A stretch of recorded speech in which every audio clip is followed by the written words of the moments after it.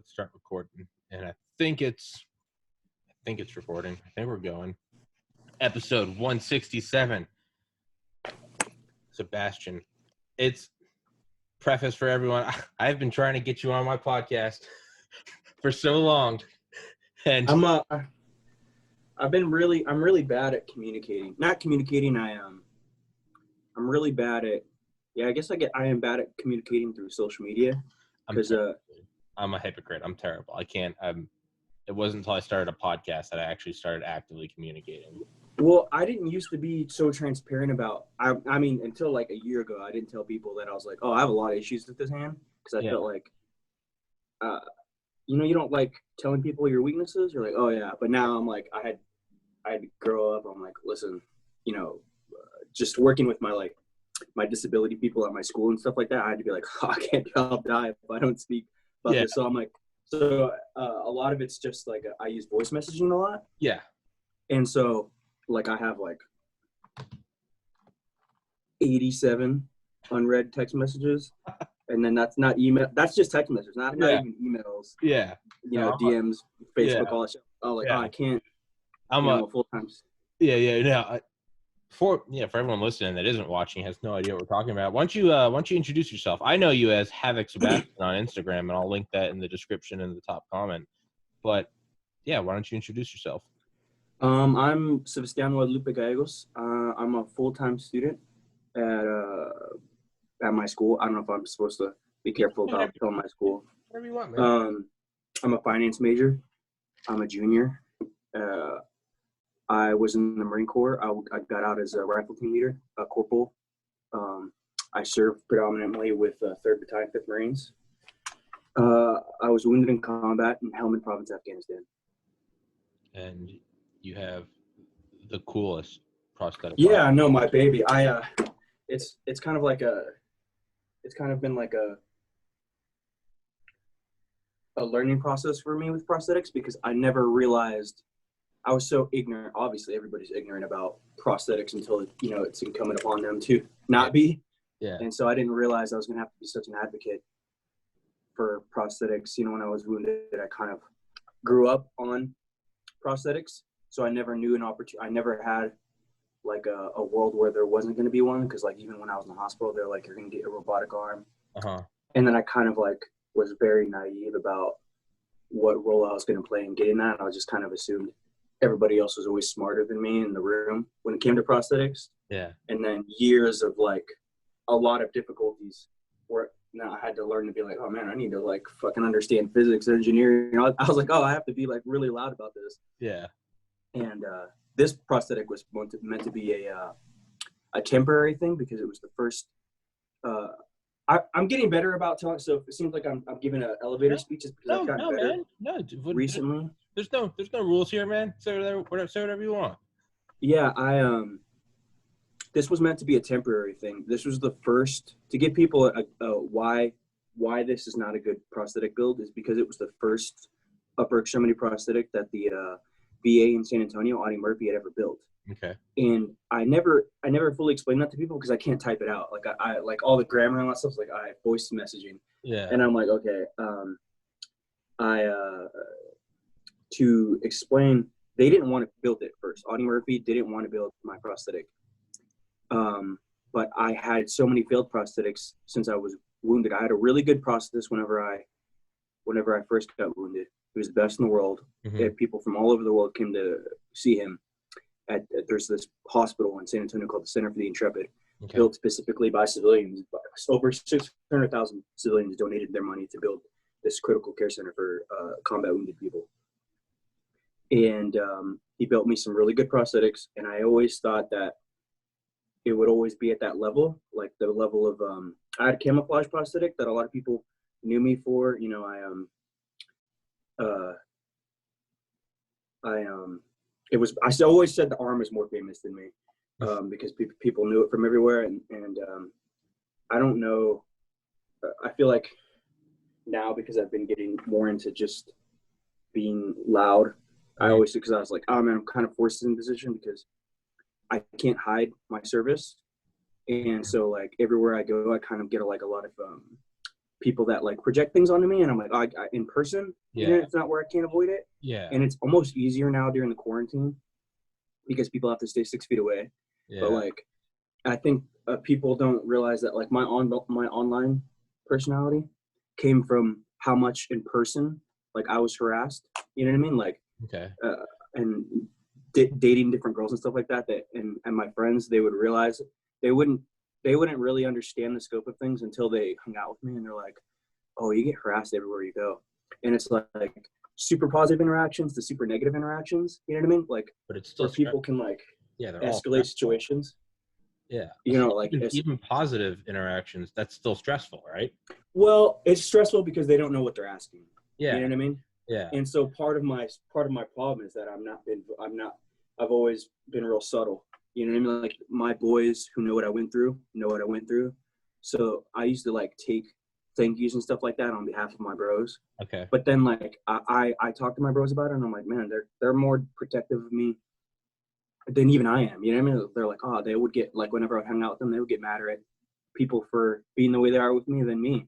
Yeah. And so now, like, I learned to, if people don't know anything about heuristics and stuff like that, where it's like just profiling people's mannerisms, stuff like that, I learned to pick up on whether people are going to be confrontational fast or not. Okay. And so like, I feel like I always have to be like, I have to give them the worst case scenarios, because in person, people always have this conception that it's like they're the first person to, ask me, or, and so you kind of pick up like the thank you is usually it's like a thank you, so they can be more invasive, so they can like get a series of questions. And I'm like, and what people like don't understand is like, that's them bringing up the worst day of my life every day for the rest of my life. And a lot of people don't know that. Like, I never thought about that. Yeah, I'm thinking like, here I am looking at you, and I've had on guys from Delta Force, I've had on comedians, I've had on weightlifters, and everyone in between, nuclear physicists, guys that are 60 years older than me. And I've been following you since before I started my podcast. I've been following yours. Not to go on a little spiel, but I lost a sibling to suicide in 2014, and always felt bad for myself. Was in great shape, got into med school, and seemingly kind of went all by the wayside when I lost my brother. And I started following your page because for me it was like how to overcome difficulties. So whereas it's a given, it's thank you for your service, wow, this guy's badass. To me, it was also like, here's this guy that's just like, I'm bitching and moaning, I lost a brother, this is so sad. And there you are doing push-ups out in the sun, and it's just like, work hard every day. And it's just, that's why I started following you. And I'm realizing as I say this now that I probably should have clarified that when I was trying to get you on my podcast. It wasn't just, hey, show me your arm. Like, dude, I get it. Like, it's the worst day of your fucking life. I don't want to talk about it. And I feel like now I kind of like, as an amputee, I learned from the disability community. I'm like, you're kind of forced to be transparent if you want, because I want prosthetics to evolve in my life. Yes. And that's where we were kind of like in a different place. Me and my prosthetist, they're like, one day prosthetics are going to be great. And I was like, I was in my 20s at the time. I'm like, what the fuck? I want to live a little bit longer. Yeah. Like, where they were just talking about things, that one could day be available one day. And I'm like, I need these, for me, I feel like I came to a point where I'm like, I used to be at one time, I would consider myself, and people considered me in the medical community, the most advanced upper extremity prosthetic user in the world. And so like when people would say, so sometimes like I kind of assume people know things, and I try to be subtle about things and opportunities that I had and didn't have, and things I said no to. And so now, I'm to the point where I'm like, I can communicate about it, where I'm like, because I want people to be like, my prosthetists are relatively young, and that's not to be ageist or anything like that, but the people that kind of like gave up on how advanced prosthetics could be, the capacity for prosthetics at this current, in 2020, sure, where I was like, this should be capable of more. right now. You know what I mean? Because every day I don't have a prosthetic, I'm more disabled. And then it's because I don't go off of like telling my story. So people don't understand that I was in the infantry and that I had so many injuries before I was wounded. And they're like, and so I was like, when I'm talking to my bros, I'm like, and my bros are disabled just from their life in the military. Yeah. You know, like I have so many mountains from all over the world, all in my body before I was wounded, you know? Yeah. And they don't get that. And I was like, oh, my hand was fucked before I was wounded. And then I was like, you know, people, I always have to explain it. I was like, now I'm like, I took a piece of shrapnel to my ulnar whenever I was wounded. Yeah. So I never had full control of my both hands since I was wounded. Okay. And now it's like the injuries are so advanced where I'm like, I have to be like, now I was like, if I can't do this or tell people this or whatever, it's because I'm like, oh, because I'm very limited in what I can do in a day now. Yeah. And so like, now I'm to the point where I'm like, I'm working specifically just for my right side to get stronger because I can't use this side. Mm-hmm. So people will be like, oh, you look like you're like really work out. That's like, I don't work out this side. I work out this side, and this one comes along. Yeah. Because I got to the point before I started doing the push-up thing. That was because of a Vietnam veteran from here in San Antonio, First Sergeant Casada. He asked me to do it, and I told him, I was like, man, you know how many fucking people asked me? I was like, no, you understand I have one arm? But this guy was wounded in combat in Vietnam. Yeah. And he's a member of Military Order of the Purple Heart in San Antonio. And I was like, Vietnam veterans have always been there for me. Mm-hmm. And, you know, I don't even like explaining, but I was like, my dad was drafted. And I was like, people have to understand like where I got my views from. I was like, oh, my dad was drafted. My dad picked cotton for America as a kid and, you know, picked strawberries, and he worked in the fields as a kid. And then he was drafted into Vietnam. And I always had that like sense of like, it made me mad. You know, that people I'm from the Valley. I'm from South Texas. I'm right on the border. I grew up between Valley and South Texas and Houston because my parents were divorced, but I was born in San Antonio. Mm-hmm. And so like before the push-ups thing, I'd only work my arm every 2 weeks, okay. my left arm. And, you know, so people maybe thought that I was like, where I am in the disability community, now I feel like I can be more honest because I was like, I made a point where I'm like, oh man, I have to be louder because there's so many puppets being so loud, and I'm dealing with their views. And where I'm like, I'm being more transparent. Where I'm like, I'm not taking steroids, and I'm not taking HGH. And in the disability community, there's like not on like the intellectual side. On the intellectual side, there's like people that are like, hey, inspiration porn and all that stuff is like that's really bad for kids' health. Okay. And I'm like, now I feel like because I've been able to be like, listen, I don't need a sponsor. I'm sponsored by the GI Bill.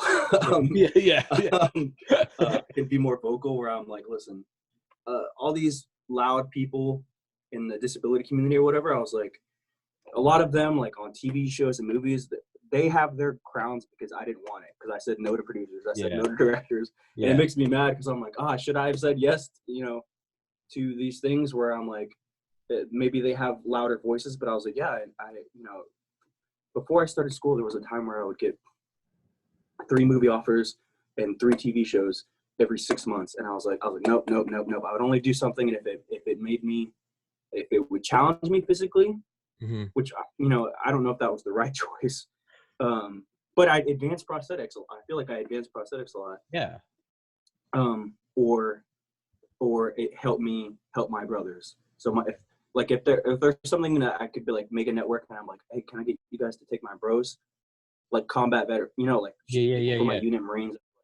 If I can get them on something, fuck, I'll do that. I don't care. Yeah. And so that's where I was like, I could be more honest now, where I'm like a lot of people, and this is not to say anything against steroid use or anything like that, because I'm like, I'm not saying I'm not holier than thou or whatever, because like sure. You know, if I'm for ending the war on drugs and stuff like that, I have to be more honest about things. Where I'm like, I just think, you know, whenever I'm talking about things where I'm like, listen, if I'm talking about the war on drugs and stuff like that, specifically, not to get on a tangent, but just to communicate that one point where I'm like, I think that there's a lot of like law enforcement on steroids, and I'm like, they don't view that. Well, no, because they're my friends. They're my friends. Yeah. And I'm like, I'm saying this from a point where I'm like, they understand the hypocrisy of enforcing certain things. Where I'm like, I see a lot of motherfuckers judging like hardcore about drugs, like hardcore conservatives. I'm like, bitch, do I know how much climb and train you are on right now Yeah, to be yeah. talking about, you know, Having a glass of wine, they're like, man, we got to get rid of drugs. And it's like, bitch, that is semantics. When people say drugs and alcohol, it's all drugs. One is just in a bottle. So like I'm so happy that, especially from like the special forces community, there's always been like a lot of uh, you know, from like the websites, like the news websites like OFA Nation and stuff like that. But now there's like SEALs and Rangers into like CBD and stuff like that, and they understand that it's not about them necessarily completely too much. They're also being vocal about, you know, people's records need to be expunged because like you're making millionaires when people are still in prison. Yeah, for things like that. Yeah, and so, but to get on that thing about the disability, I was like, I get upset, not get upset, but I'm like, it makes me upset because I get a lot of the people like, why can't you do this? Why can't you do that? Like, why is your hand like this or whatever? I was like, first of all, a lot of the people that you see doing these miraculous things are on steroids, and that's okay because they're my friends or whatever. But so whenever I say I feel like I'm the most advanced prosthetic user in the world, and for a prosthetic user, I would put myself against any Paralympian in the world because I know Paralympians are tested. And so I'm like, you know, I was like, don't compare me to these, you know, why I'm not this or that. These, you know, I always say, I was like, if people had a grasp of other things that I said no to, I was like, just because people put public speaker in their bio does not mean that they're smarter. No. Does not mean that they're offered more opportunities to speak. That means that like that's what they pursue to do for a living. Yes. And it doesn't mean that like everywhere I go, obviously I get asked to speak, and I'm like, does this advance me or does it advance anything, or who am I speaking to? If I'm just speaking to a bunch of wealthy people that want to be, I'm not attracted to that. They want to pat themselves on the back. We talk to a Marine like with a prosthetic arm. We're all jerking each other off. They're like, we're so enlightened. We're so progressive. And it's hard. It's hard because it seems like I became more accepted by like the Latino amputee community because my first language was Spanish, and I forget to tell people that like mi primer idioma era español, and so I didn't learn English until I was like, and I got held back a grade because I didn't speak English until I was like in the first or second grade, and they wanted to hold me back a grade, but they wouldn't. My parents were like, no, he just doesn't speak English, and he'll come along. And then I graduated high school when I was 16, so I was able to make the jump. Well, I was gonna say, because I asked you, I was like, yo, we do. No, what did I ask? I was just like, Sebastian, you alive? Like I text or on Instagram, and I got a voice message, and it is I don't speak Spanish. I was like, ¿Qué pasa, bro? And I'm 30 years old. I was like, ¿Qué pasa? What does that mean? But you know what's funny because like I feel like you get a lot of the scope out of what people think like what politics are on the ground, and I'm like, man, it makes me hopeful about like politics and stuff like that on the ground because I'm like, Texas has this culture where like you have these the most country motherfuckers in the world in Texas come from Texas or whatever, and they'll be speaking Spanish to people at bars like and they'll be, you know, it's like the community where it's like, oh man, like I feel like rednecks and country people are more progressive than a lot of people that are like proclaimed liberals and stuff like that. I was like, that's an issue that the activist community has already covered, where it's like, oh yeah, like a lot of people are just, you know, like they're just like faking the funk so they can feel good about themselves and not actually have to do anything in their community. And I'm like, hey man, these motherfucking rednecks, these motherfuckers will be hiring Mexicans. Dude, they're not talking about. I lived in. They're not like, look how progressive. I lived in South Georgia. They're not moving them. Yeah, I went to the university. They're not moving them out of their fucking neighborhoods and being like, we need better policies. And I was like, whatever, you gentrified their fucking neighborhood. Like, we put in a Whole Foods. Dude, I graduated from the University of Georgia, but my first 2 years I did in Valdosta, Georgia, which is I always describe to people as a time capsule from 1865. But yeah, man, those are the rednecks of the rednecks. Yeah, man. Yeah. As much as there were some racist motherfuckers, there were also just some of the, just straight shooting, like, someone say something racist and just be like, that sort of country boy simple logic and be like, man, you dumb motherfucker. Like, what skin color got to do with it, man? He's a hard worker. And it's just like a simple, you're like, yeah, it's surprising. Well, I have a Theo that owns a construction company, and he's my godfather, and in Santa Fe, and I had a conversation with him a couple weeks ago where he was talking about that, and I was like, we were talking about that because I grew up, very blue collar, and so it's like, I feel like I have such a good and easy time communicating with people because I was like, I've had a job since I was 13 years old. You know what I mean? My first job was fucking air conditioning, repairing insulation, working on roofs in the sun. You know what I mean? Like fucking the sewer machines in houses, fucking unclogging toilets and shit like that. And then working in the fucking attics in Houston at the time. Oh my God. Like it's so hot, 110 degrees. Yeah. You understand hard blue collar working Americans whenever you've done that. And I feel like a lot of like the division comes from like a lack of respect. And I was like, oh man, I worked as a mechanic. I worked at a flea market. I worked in retail, like before I joined the Marine Corps. Yeah. But I had a job to help my mom out since I was 13. And so that makes me understand where I'm at a point where like my Theo, maybe people probably, I didn't even mention he's white. Like he married my Thea. Mm-hmm. And like he employs so many, just specifically Mexicans. I like the Latino community has their own thing, but he was talking about that because like there's this kind of view of racism outside of Texas, where it's like funny because he's so country. He's from Arkansas. He's so country that it's like whenever people view him, they view him in the same way they used to put me in a little box. Mm-hmm. And it's just funny because he was talking about like it's the wealthy people that he builds houses for and like the rich people that build houses for that he feels like that maybe they're more vocally liberal or whatever, but they're the most racist because they're not like they don't want their kids to work. Like Mexicans are working, you know what I mean, and like they don't want their kids to do the kind of like trade jobs that the Mexicans are doing. I was like, they don't have any minorities in their day-to-day life because like I always say that I would put in infantry platoons diversity against Silicon Valley. And I'm like, because I've had a couple of conversations with people in some CEOs in some rooms, I was like, oh man, you guys talk about a lot of things, but this room is not, more diverse than infantry platoon. And but so he was talking about that. I was like, oh, a lot of the appreciation for Mexicans in Texas comes from having been earned by the development of like this stereotype of a hardworking construction workers. Yeah. And I'm like, yeah, that's a good stereotype. I'm fine with that stereotype.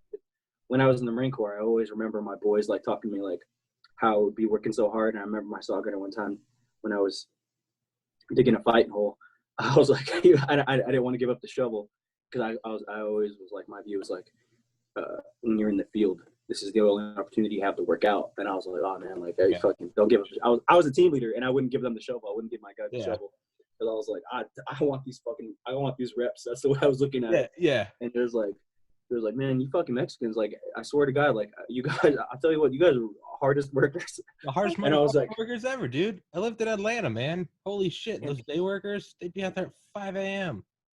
And that's why I think that specifically, I only have, I've been all over the world and I've been all over the U.S., but like my view of things comes from Texas, and I was like, there's a lot more unity and stuff like that on the ground than there is you see on social media. I was like, so I've always made a point where I'm like, I don't want to hear about people who don't live near minorities, view on minorities, because they're the problem. You know what I mean? I'm like, if I'm speaking to you from a tiny apartment complex that's majority, majority Black and Mexican, and I'm like, don't tell me like what I'm not seeing. Yeah. If I'm talking about my interactions with police, I'm saying this with like some of my best friends, my brothers, my family are in law enforcement, and you don't want to expand on that completely because you don't want to like, put people in a difficult position. But I've worked with the most advanced law enforcement we're supposed to have in the U.S. I've worked with FBI, HRT. I've worked with DEA, FAST. You know what I mean? I'm like, and I was like, some of the solutions I've had, I was like,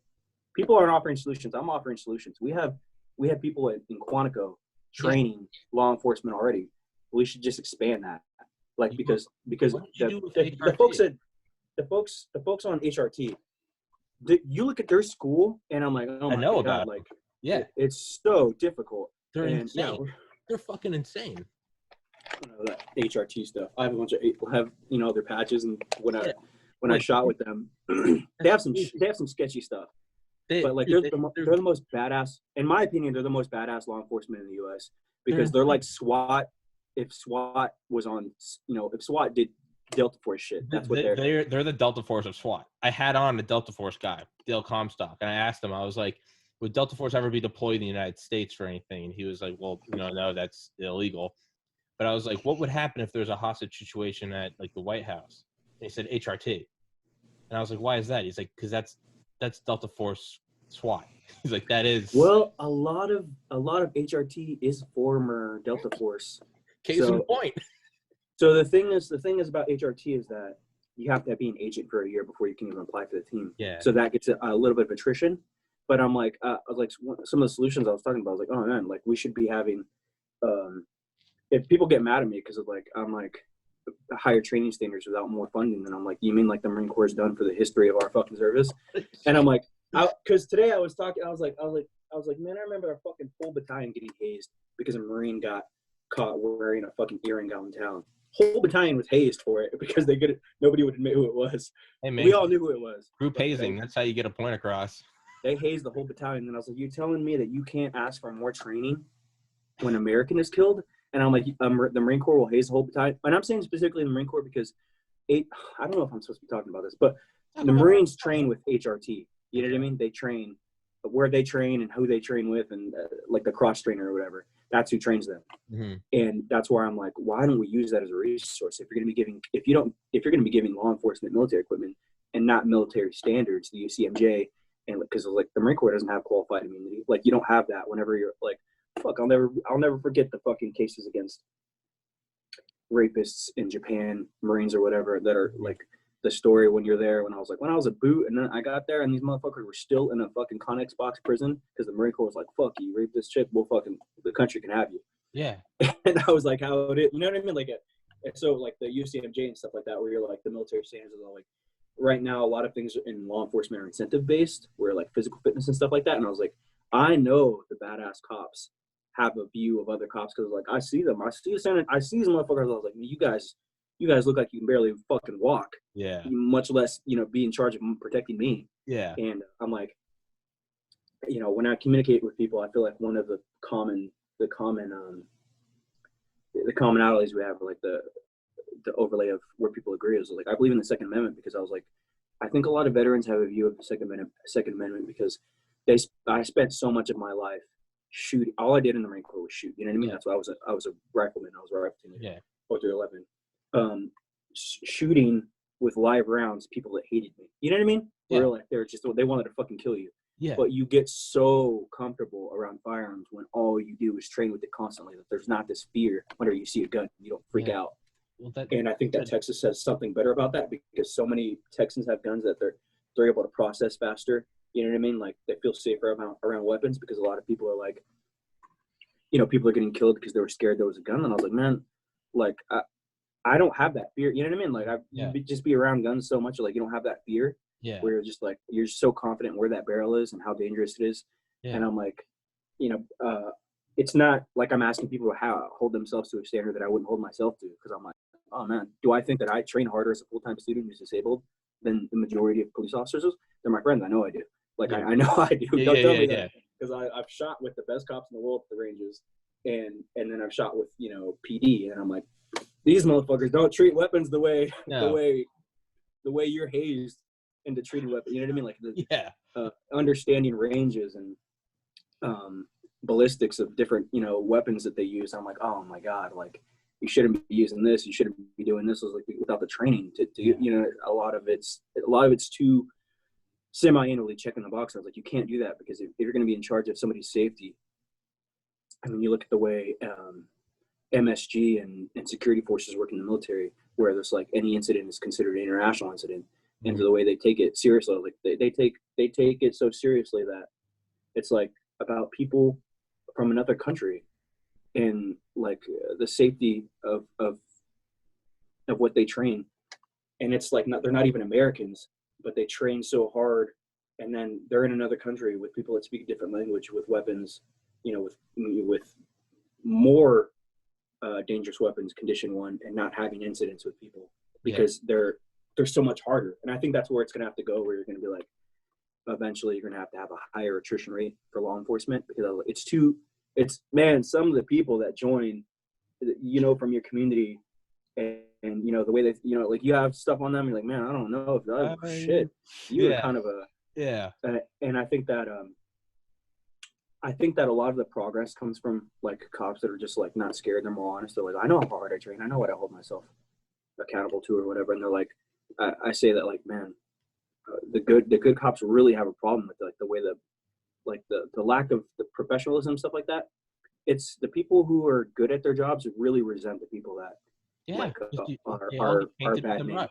They all get painted with a brush. It's just, they all suck, right? It's just, when my boys that are cops are spending time at the gym and they're just fucking Spartans, so they can feel comfortable in any kind of situation with or without their weapon, like, and they go serve next to motherfuckers that I'm like, you see them and I'm like, I wouldn't want them in a military uniform. I'm like, are you kidding me? Like, and I think that people who don't have extensive training with weapons, they think like people are talking out of their assholes. Like, no, there's a confidence. The heavier your weapon is, the more stressed you get. You know what I mean? Because the heavier it feels, the easier it is for you to pull the trigger because you're scared. You know what I mean? Like, so that's why we train weapons confidence. You know what I mean? Like, so much of training is like, so it's so easy whenever you have a gun in your hand that it's like, it allows you to process things faster and things slow down for you, as opposed to, oh my God, this guy has a gun. Oh God, I gotta get out the gun. Oh no, he blinked at me. 10 shots. Like, it's.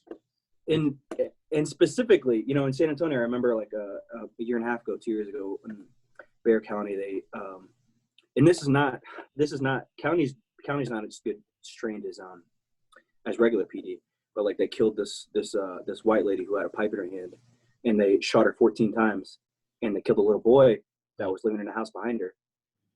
And I remember when it happened, they killed this little 6-year-old boy, and they're suing, the family's suing Bear now. And our county sheriff is very, very progressive. So he's like, he wants better accountability for his people, because he understands that, and that's how you grow within the community. And it was like, these guys all had rifles. They all had AR-15s, and I was like, there's not the minimum requirements for training like the way it is now, that you can just like have your own weapons and bring them or whatever with the minimal training. And I was like, if you would have had any kind of training with that kind of weapon, you would know. I live in an apartment complex. Yeah, you don't shoot. If I'm using certain weapons, you're killing everything in that line. Because I understand the ballistics of weapons. So like, well, why am I not using 223 or like? I have a lot of I have weapons, right? Yeah. And I'm like, why do I have certain weapons, whatever? Because I understand how ballistics work. I'm not using a rifle that's meant for 600 yards. You know what I mean? That's because even if you have your house, even if you have hollow points, they're going to go right through things. You know what I mean? Like, and so that's why you stick to handgun rifles, and I think that cops should be using more SBRs with hollow points, but they're not using that because you know, it's just the surplus of 223. It's a lot cheaper to make a 223.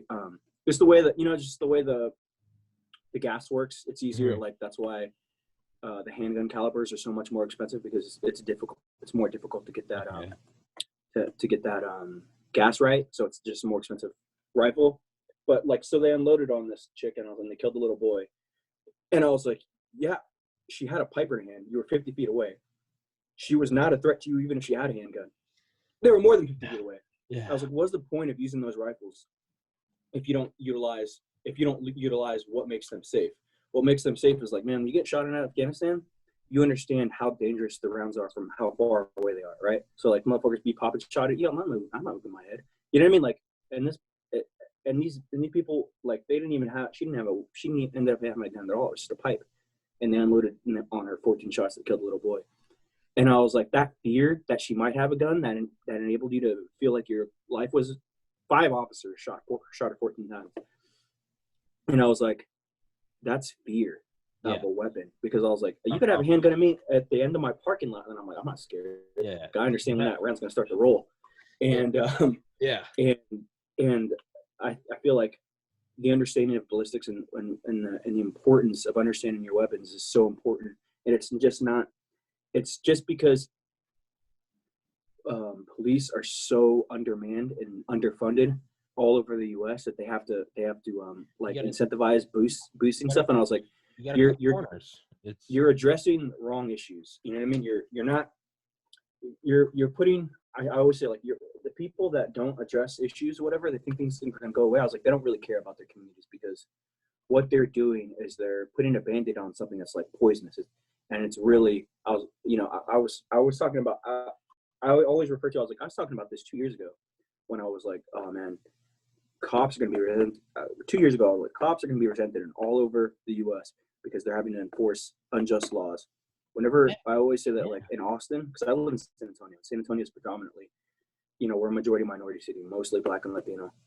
I always say that, like, weed is legal for white people in Austin, but it's not legal for Mexicans and Black people in San Antonio. And I was like, because it's used as a way to break up gangs, and you charge people with nonviolent crimes to take them off the streets, but you're making that community more dangerous because they're coming out as people with records. Started the war on drugs was we can't get Black people for being Black, so let's get them for what do? They smoke weed. That's the beginning of the war on drugs.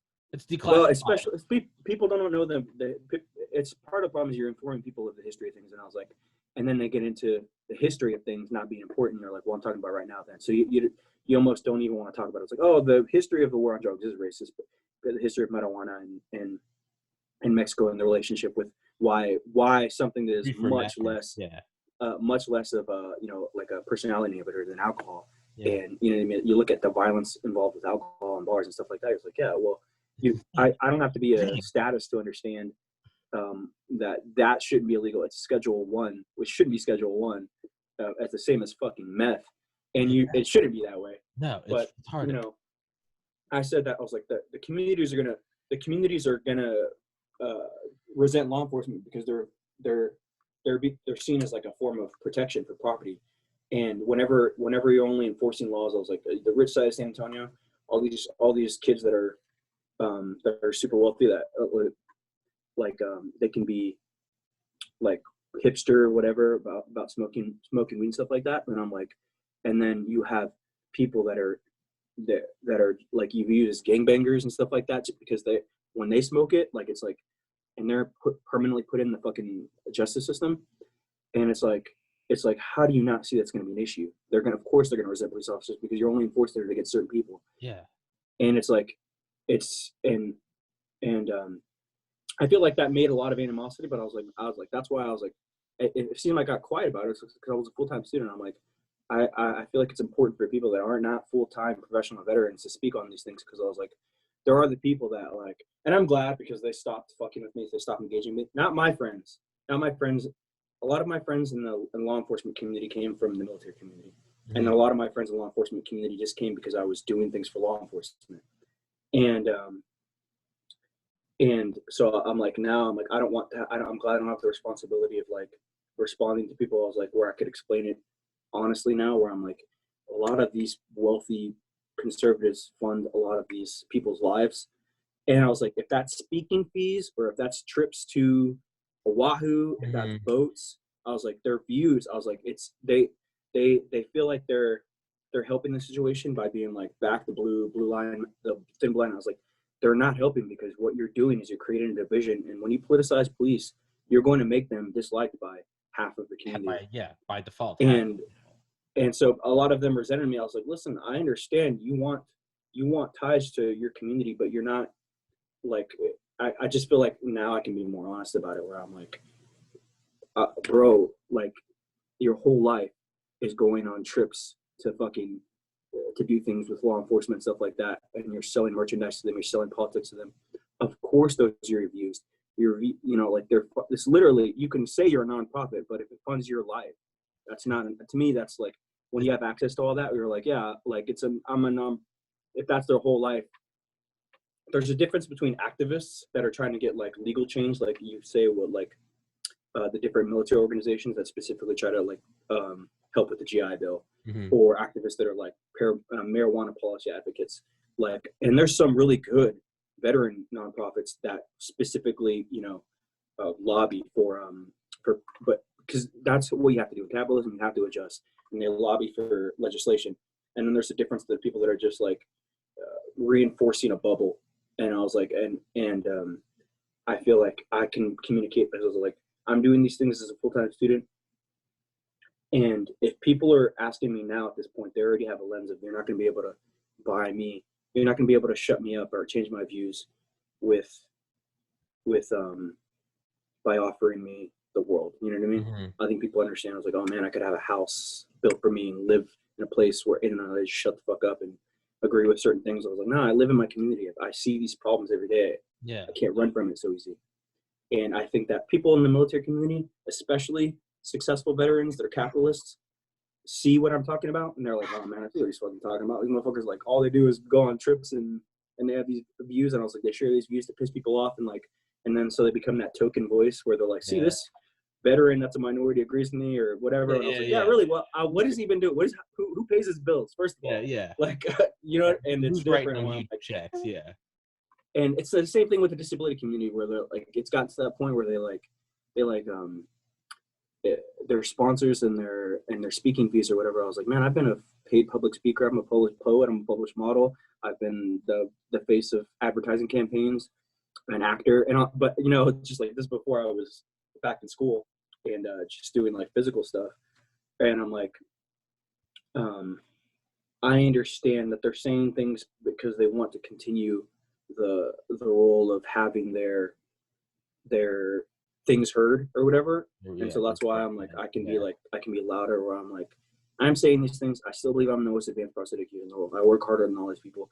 It doesn't come from sucking, or it doesn't come from kissing ass. It doesn't, you know what I mean? I'm like, I know I'm the best. I'm the best because not only my heritage, but the Marine Corps and the discipline, all these things that came in, like, you know, I could be that way because that was instilled to me by the best leaders in the world, legends of the Marine Corps, raised me in the Marine Corps. And I was like, and I'm so happy because, like, I always say that, like, a lot of people talk about the political, I always call it puppets or whatever, but like whenever they're talking about things, they like bring up like Gold Star families and stuff like that. And I was like, they can do that stuff with such ease because they don't have family that are Gold Star families. And I'm like, I know so many Gold Star families that are so politically loud against, you know, like certain issues. And I'm like, oh man, don't say you represent Gold Star family when you don't know any, because I know a lot.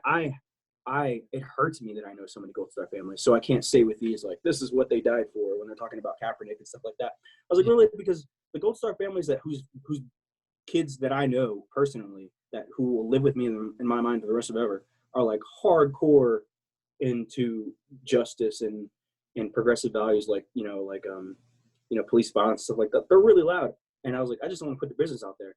And because, you know, I have that, like, I will always defend Gold Star families because the best brains I ever knew died in combat. And that's why I'm like, you have that. I feel like all my friends that support me, no matter what, the love I get, no matter what, is because they know. And it's really sad because I don't think you can build it. I don't think you can build the unity that you get from the veteran community out. And you can, activists that are like around like gang violence and stuff like that, they have that same mentality where they're like, they don't want more death.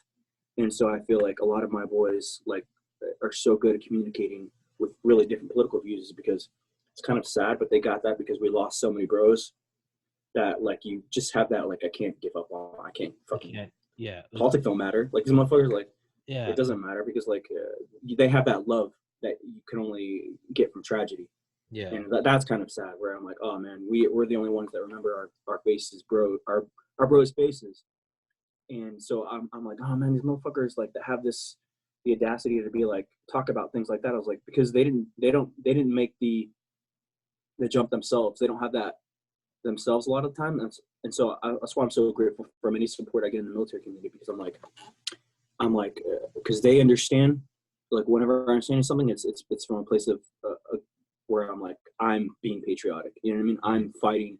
Like, when you see people comment about America's this or that, I was like, man, I feel like I'm more patriotic. Like, I'm here defending America and like fighting for America. And these motherfuckers are just like, especially, it's like the hipsters, you know, where they're like anti-America or whatever. I was like, man, I've seen poverty all over the world. I understand the femicide in Mexico and the gang violence in Mexico is why people come here. And I'm like, I'm not attacking these people that don't have any solutions, that just attack it or whatever. They just want to feel good about themselves. I'm not that. If I'm alive, I'm contributing to the conversation. You know what I mean? I feel like I'm not trying to just attack. I'm trying to understand that I'm like, I'm fighting for that red, white, and blue. I'm not trying to be like the people that just, they're not contributing or they feel like attacked. Yeah. And I'm like, oh man, it's not me. Like you have to understand, you have to be willing to talk about that, because I was like, I think that I always say that like a lot of the division comes from people who don't have any stakes in the game. You know what I mean? So they're just like, what I've noticed is like a lot of the hate and stuff like that comes from people that they kind of just interact with people for political stuff. And so I was like, I'm glad I filtered that out a long time ago, where they're like, they already know that I'm not going to be that person that just posts MAGA stuff. They're like, donate to this, sorry to fly me. I'm like, I'm not going to do it. Yeah. In person, people come up to me and try to take pictures of me with stuff. I'm like, nope. Like, I'm never going to be that puppet. I'll never be that where I'm like, they just want me to be that token. I'm like, nah, I can't be anymore. It's like I always think of Norm Hooten, everyone knows from Black Hawk Down, this is my safety, that guy, the real life Norm Hooten. After he retired from Delta Force, he went and got a PharmD, a degree in pharmacy, and is now researching opiate addiction. And anyone can get online and make a post of like opiate pandemic or whatever. Norm Hooten went and is actually researching the addictive qualities of opioids, because he's had so many friends get out of the military and then either from physical injuries or from PTSD turn to opiates, and then eventually that kills them, or that leads to withdrawal and then suicide. So I looked at it as like, Norm, what you were saying, like, continue to fight for your brothers. Norm Hooten was like, he's old, he's older, and he's like, okay, I can't be an operator in the field. What's the next best thing? Go get a PharmD, start researching the addictive qualities of this shit, and try to. Man, those fucking like, what a badass. Those tier guys are so, like, I always love it, because I'm like, man, like, these motherfuckers that are like Harvard Business School, and they're like professional gunfighters, and I'm like, oh my god, like, it makes me so happy that it's like, I'm so proud of my community, because that's the people that are driving the conversation. And I'm like, I feel like it's a lot of the people that are like either weren't military, or they're just like, I'm a finance major, I'm a business major, so I'm like, I don't want to attack people, but I do notice that a lot of the people that are super political about things don't have the credentials to be like super hard.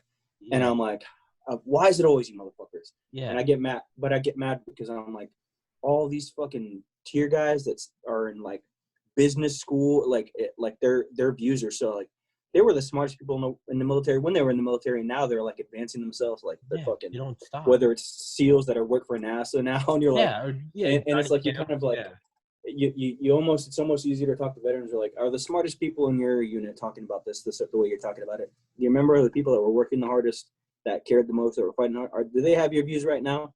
And you don't think it's a coincidence that the people that acted a certain way while in the military are also the people that conduct themselves succeeding so brazenly now about things? Yeah. I was like, is there any chance that it's not that like, is there a correlation? Is there causation or whatever? Yeah. Is there a correlation there? Like that, to me, that's why I'm like, I don't want to make a living off of killing those things, but I'm like, I have enough knowledge of the opioid epidemic to vocally be like, you're gonna make Americans hate cops if you don't prosecute people that were responsible for killing 40,000 people a year with the opioid epidemic. Yeah. What about all the Chinese fentanyl coming over the border? And now they live in Malibu, retire, and their lobbyists ensure that they don't go to jail. And I'm like, whenever you have killers of communities that are retiring in Malibu, and you have people in prison for 15 years for marijuana and nonviolent convictions, you're going to make the community hate police officers, because it seems like there's a protected class of people. They're absolutely. And it's like, you're guilty, depending on how much money you have to influence the outcome. You know what I mean? And it's like, when you look at the people that are so vocal about it now, it makes me proud to be part of the veteran community, because I see them, because they can't ignore that hypocrisy, and that's why they're like that. They're like, I can't, like, they'll be doing their own thing, they'll be successful in their own right, and they're like, fuck, I can't ignore it. Like, and so now I feel like I'm happy, because at least the people I interact with, they shut the fuck up about stuff they don't know about. They'll educate themselves about it first. And I'm like, and even if they still do things, where they're speaking or whatever like that, they will no longer spew propaganda to get people to like them. And I think that's a real problem. And that's a problem because people don't understand how social media functions as a monetary, they don't understand the advertising model of social media. Yeah. So they don't understand the reason you're, they don't understand that whenever they're like that they're essentially being propagated to agree with each other. And that's what drives social media, because it's people selling their privacy. Yes. And so whenever these people don't they're not surrounded by the people that agree with them by accident. It's because the suggested nature of that to make people, to canalize people into advertising blocks. And the same thing that happens with why liberals lie about issues or whatever, because whenever you're incentivized to talk about something, to adhere to a certain set of guidelines that appeal to 18 to 35, that's an ad block. They're talking about saying things, social justice and that stuff like that. It almost poisons the well for real social justice and activist leaders that are especially a lot of Black women that I see in person that are taking heat in person, and I see people get confrontational with them in person, and I'm like, it's almost like the well is poisoned by these fake woke liberals that are just they're tweeting from $1 million complexes, and that's their job professionally. I was like, they're really hurting the activists. And the activists are talking about it now, where they're like, who the fuck are you? Where are you tweeting from? You know what I mean? I'm tweeting from downtown. Capitalism sucks from my iPhone 12 being on my self-driving Tesla in Oahu. Hashtag woke. Hashtag justice.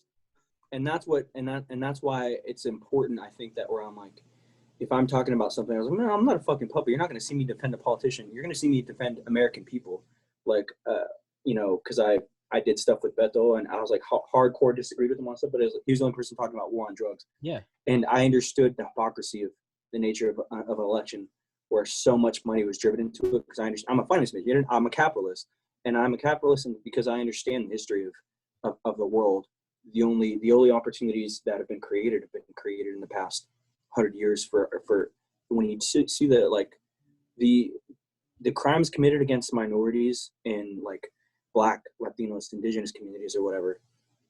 The only solutions that we've had, capitalism is the only one where people weren't mass slaughtered. And you see the homophobia, not the homophobia. You're talking about the persecution of the LGBTQ community by people in the communist. A lot of liberals that are just for Twitter and stuff like that, they ignore the persecution of those people. And I was like, whenever you're not fake, you can honestly talk about that. I was like, oh, you're talking about somebody, some of these people that not only persecuted, but you're talking about people that intentionally killed disabled people, intentionally imprisoned the LGBTQ community. And it's because that's the only way they could function, to force people to work and stuff like that. And I'm like, people don't understand why China is a threat to America or why Russia is a threat to America. And I was like, you don't understand what kind of freedom you have whenever they're putting Muslims in internment camps to 2 million prevent leaders in China. Yeah, whenever you to prevent the free development of what a government would reflect if the people voted within a democracy. Yeah. And I was like, that's why it's if I take offense to certain things, because I can, because that's what I literally bled for. You know what I mean? I don't mean it figuratively. When people fucking post memes willing to fight and bleed, I was like, oh man, I survived. And you literally forgot, God help me, I survived. Maybe some people hate that I survived. I was like, oh man, because I guess there's a lot of people that are it's just so intellectually lazy to agree with things that they hear on the internet, and they're not educating themselves. And it's and because there's a lot of uncomfortable truths, you know what I mean? Yeah. And I'm like, the answer has to be meritocracy, because anytime you get to a situation where you give somebody power, they're going to abuse it. And that's been shown with politicians, the public media figures. When you put people in power, you give them power. You never want to isolate power. It corrupts. Absolutely. It corrupts. Absolutely. Yeah. Men are weak creatures when it comes to love. The flesh is weak. Yeah. And so I think that when people understand that, it helps. It helps drive the conversation, because they're like, everybody's a little bit fucked up, and so what's the best chance of helping the most people? And that's where it's I can be honest about that in a way that's I'm very proud of the veteran community, because it seems like the most successful business capitalists in the veteran community are the most willing to speak about things because they don't depend. Their life does not. Their legitimacy is not limited to by people agreeing with their views. Yeah. And there's walked some through hell. They know. Yeah. Yeah. There's some people that are they understand. And I'm a business major. Like I understand what they're doing. They're like there's a market niche for politically motivated merchandise, and so they're saying things to agree with things because that's what drives their brand loyalty. And it's like, well, you can't communicate with that honestly, but that's what you're doing, and it's because you learn that in business school, and you're just applying the basic business principles, and so you can't preach about authenticity whenever you're not doing any research to justify your beliefs. You're just being like, this is whatever, this is what drives my merchandise. Yeah. And I think that it's easier to communicate about it now because more people are much more educated about it. Like, man, this motherfucker's always saying this shit. Oh, what does he do for a living? Oh, what does he sell for a living? Oh, yeah. And they're like, yeah, that's crazy that he's always defending these things, and that's Yeah. literally what he does for a living. That's crazy. Yeah, it's like these people that come into the conversation that are like, like they're stockbrokers or they're fucking, financial analysts in fucking New York, and people don't even realize who they're talking to. They're like, these motherfuckers, like they would, they're fucking Rangers and they went to fucking Harvard. Yeah. And, now in their spare time, they'll like comment like, little things. And then you'll see these people that are just like hardcore, like social media people and like comment, like, oh, I hate on them. I was like, because they chose a life that depended on their education and didn't rely on them feeding people's bullshit to drive their growth. There's not, I'm like, God, you're talking to one of the smartest, most decorated people. You know what I mean? But they don't see that because the people when you're talking to like a tier 1 operator, dude, they don't care about other people's opinions of them to the point where they're used to the people that don't like them shooting at them. You giving a mean tweet, that's the least of their problems. Like, and I think that it's like, and it's a problem where you're like, oh man, I have to be more consistent because I'm like, there's not an opportunity. Like, I feel like it's too late to be reactive. You know what I mean? So you're like, oh man, when I hear these motherfuckers' views in person, it's like, oh my God. Like, it makes me sad because I'm like, I kind of already see where people are going to go with the conversation before they even introduce themselves. Yeah. Where like a motherfucker's got a MAGA hat on. I was like, hey, sir, I want to take a picture with you. And like, oh, buddy, how do I not make this confrontational? I mean, I'm not. The 6 feet has made it easier. The 6 feet has made it easier. And I'm like, now, because like I used to be like physically harassed in person, and I feel like I didn't finish that story. Like the things that made me on social media, like I've had Marines take a swings at me at bars for me denying that I was a Marine. Because like there was like a situation, and it's funny because one of these guys was a detective. Because I don't wear grunt style or anything like that, motherfuckers would just at different places. I got a couple of incidents where this dude was like confrontational but that's why I love Marines. I fucking love Marines because I can deal with that violence. And got confrontational with him because it was like, oh, you're in the military, you don't act like you're in the military, whatever. And I guess only on my arm the only thing you can see is like USMC if you're really detail oriented. But sometimes I would wear long sleeves. When I had a better prosthetic, I would wear long sleeves that could fit under long sleeves. And then he was like, I was like, oh, okay, fine, then I'm not in the military. Whatever. I wasn't a veteran. I don't care. I'm a full-time student. Like, and he got so mad. This dude got so drunk, and he took 2 swings at me, and I dodged both of them. And I was like, this motherfucker. I didn't know at the time he was a Marine, but and a cop. And I just thought it was funny. I was like, man, you fucking try to assault me. And I was like, I love that shit because he was so defensive of the Marine Corps, and I'm fine with that. Yeah. But it was like people don't understand like what developed my personality to be reserved in person was because I've had people at the VA. I've had people follow me to the prosthetics downstairs at the VA because I wouldn't tell them my story.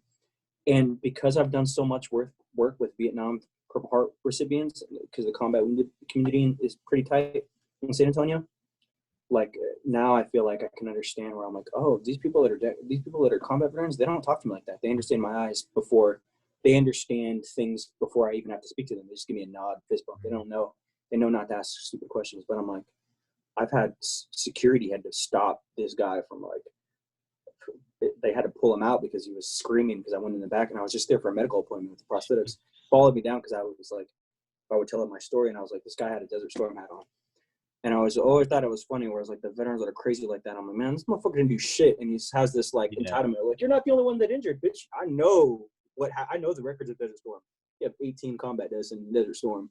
But you didn't go through things to make you that crazy. Yeah. And, you know, and I don't always volunteer that my dad was a special forces medic, and, you know, he was drafted and served 20 years in the Army. And that's why I was born in San Antonio and, you know, did stuff in Panama.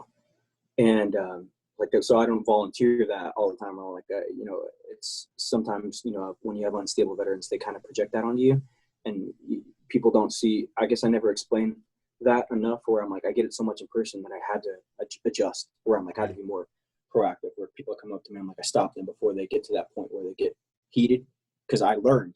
You know, I'm like, oh, if I give these certain answers, people can get really aggravated with me really fast. Yeah. And so you're already working to de-escalate. People thinking you're being an asshole by being like quiet or cutting them, you know, curt. You're just like, I have to cut this conversation before you say something stupid and get heated with me. I was like, because it had to happen, you know, 10 times a month for me before I was like, okay, I have to be smarter about like who I, you know, I'm just walking in fucking HEB and people get, you know, like, hey, and now. Yeah. What are they wearing? What are they going to say? You know what I mean? I'm like, you know, you just process it faster. Like, thank you. And you just don't let them say anything more because they're like, I had too many assholes. Yeah, thank you, sir. Too many assholes. I've been physically confronted. Yeah. Oh my God, man. Like, I've had people where they're like apologizing to me and they find me on social media. I'm like, oh my God, I'm sorry. I didn't know you were decorated or whatever. Yeah. And I'm like after they like tried to start physical shit with me and I was like, listen, and just from denying them the opportunity to hear my story, where like I was just, you know, in a social setting, and they're like so aggressive, and they get so animated whenever you're like, I don't want to talk about it, and then later on they're like, oh shit, like I'm sorry, I didn't realize, because it's just easier to lie than to be like, hey, the reason I want to talk about it is because, you know what I mean, like, oh yeah, like my friends from my unit know, but like, you know, oh, you're the patrol leader. You plan a patrol and somebody dies and you live. You know what I mean? And they have families that were dependent on them and stuff like that. Like, people don't understand that's what they're trying to communicate to me about every single time.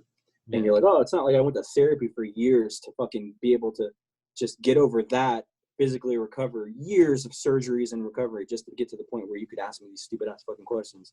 So you can feel good about your politics, you know, because that's what a lot of it is. It's like a lot of the thank yous or whatever.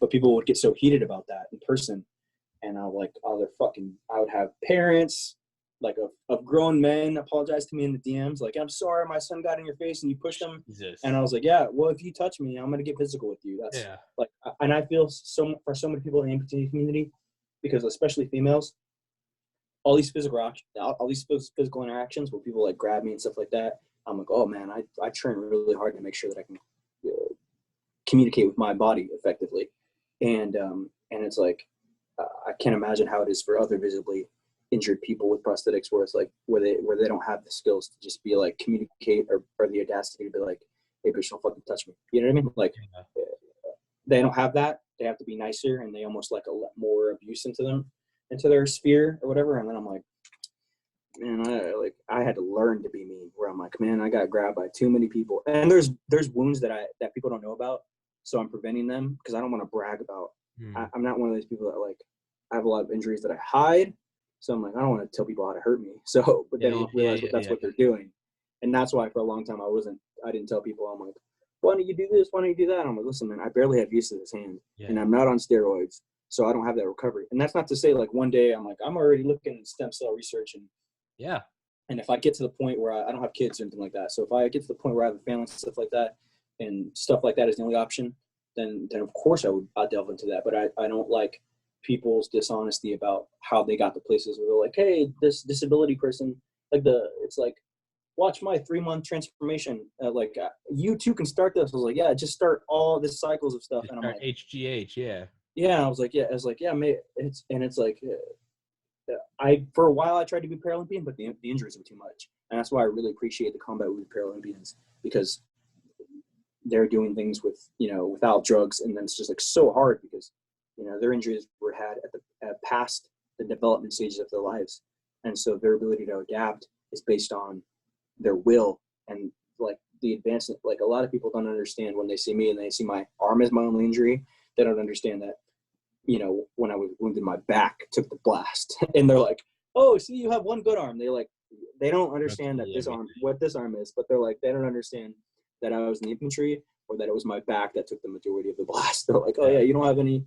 Like, yeah, no, it's just my arm. It's not like my arm has like 10 surgeries just for skin grafts just to be able to, because my arm was too, my bone, when I was wounded, I had to wound back on for like months and months and months, where it's just like you had an open wound and it just sucks out the fluids, the excess fluids, because they couldn't decide what to do because I didn't have enough muscle or skin to cover my wound.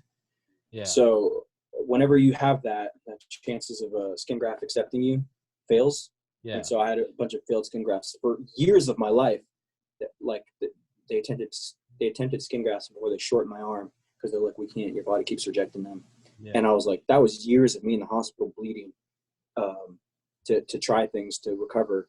And like, people don't understand that history. So they're like, they kind of only see you like where you are now, and they make assumptions, and they're like, oh man, like, you know, I learned from the disability community to be like, when people are like, I don't see you as disabled. And I'm like, oh my God, like, you don't understand how physically I live on the second floor to get my groceries out.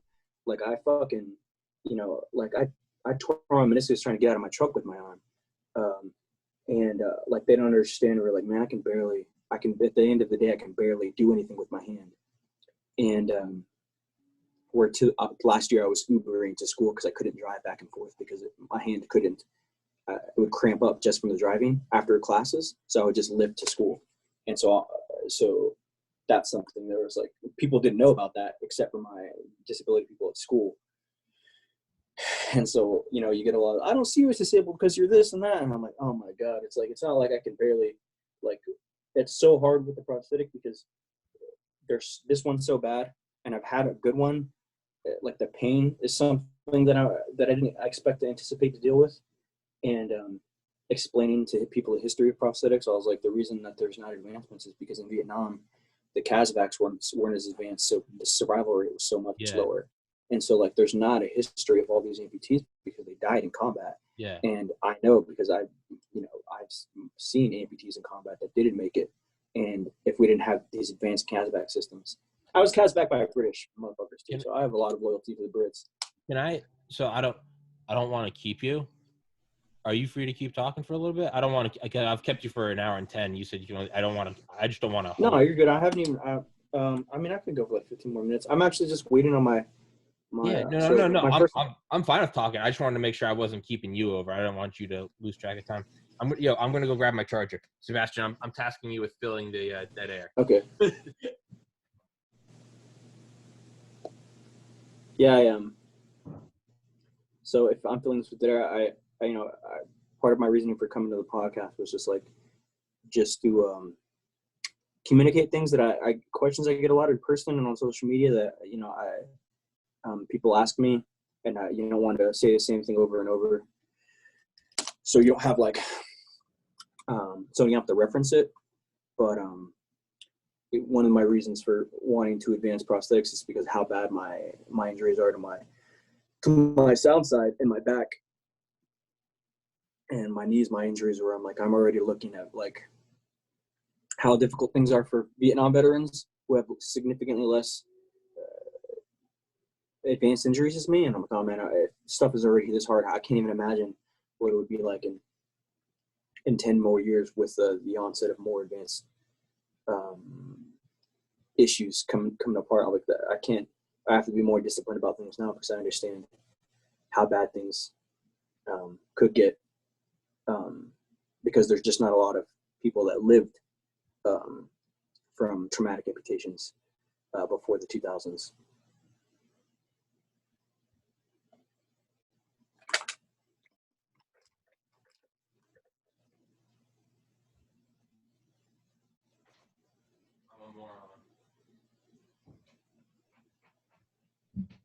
I'm an absolute moron. I was looking for my charger and it was behind my computer. God damn it. Happens to the best of us. We're all idiots. Yeah, so you kept saying that the one you have now isn't good, but the other one you had Yeah. is good. So I man, um, I used to have a really good arm.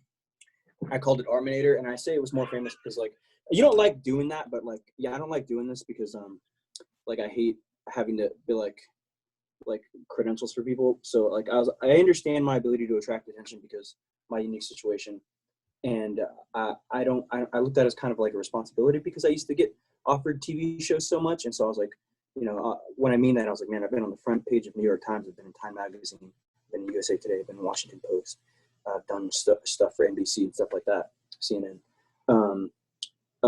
and that arm was represented, and so people saw me with a lot more able of an arm because I was so naive about prosthetics that I didn't understand that how important the competence of every single prosthetist was with building a prosthetic. And I didn't know that at the time. So I could show you an old socket and explain the physics of the differences, but it's just that people, it's like you could have somebody who was building a motorcycle try to build an airplane. And that's a good way to explain why somebody who built a leg socket wouldn't be good at building an arm socket because their understanding of things, because there's sensors in my prosthetic. Yeah. And they have to be in exact places because I had advanced surgeries to work to be able to get to this level with the prosthetic.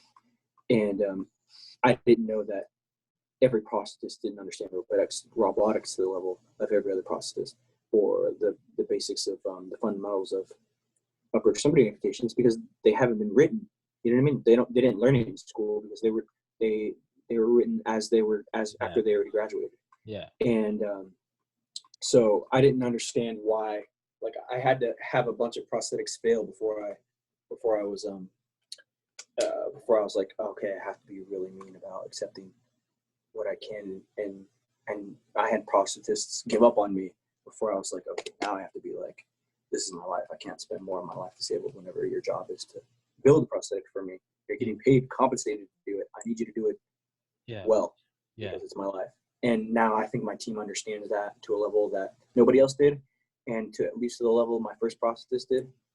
And my experience is really like, I wish I didn't have to spend more of my life disabled and insecure about things I couldn't do because I grew up very blue collar, and so I can't do the things that I used to be able to have the opportunity to do in my spare time and work, like because now I can't just do physical labor jobs for spare money, and so now I have to be smarter about everything that I do, and including what my future will be in the business world. I'm like, oh man, I can't lean back on, you know what I mean, like roofing and shit like that. Like I would have been able to because that was just what I grew up on, and so people always like reference that like this arm was built like 7 or 8 years ago. Okay. And you see the difference in the socket. This looks like a leg socket. This looks like an arm socket. Okay. My arm is really small, and this thing is like 4 times the size of my arm. So I had to work out really, really hard just to be able to lift this at all, which is a throwback to I couldn't use prosthetics for the first couple of years of my injury because my skin grafts, I would bleed inside my socket. Yeah. And then eventually they gave up on the skin grafts and they cut my arm shorter. But I had to lift every single day for months and months just to be able to move a prosthetic past here. And whenever I first got wounded, they didn't think that I would be able to use a prosthetic because my arm was so small. And then I would lift every single day just to be able to move it like 15 centimeters, you know what I mean, above, because past 90 degrees, when my arm is so short, so much weight is out here. Every time I move my, like, I always say for people to differentiate between missing an arm and missing a hand, like I say that this is a hand. This is an arm.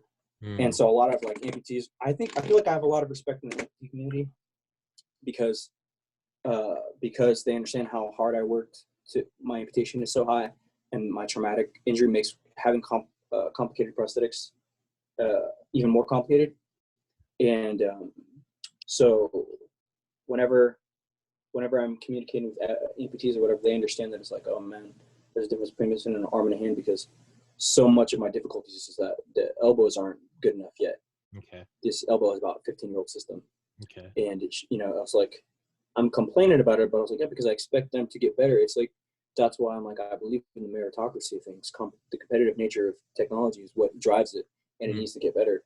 And so, like, I always say that, like, this is supposed to be like the most advanced hand in the world, one of the most advanced hands in the world. So I don't want to say the names, but I'm like, I'm not sponsored to, but I was like, people don't even know I have this hand because I don't use it because it's so fragile, and it makes me upset whenever I talk to amputees in the amputee community because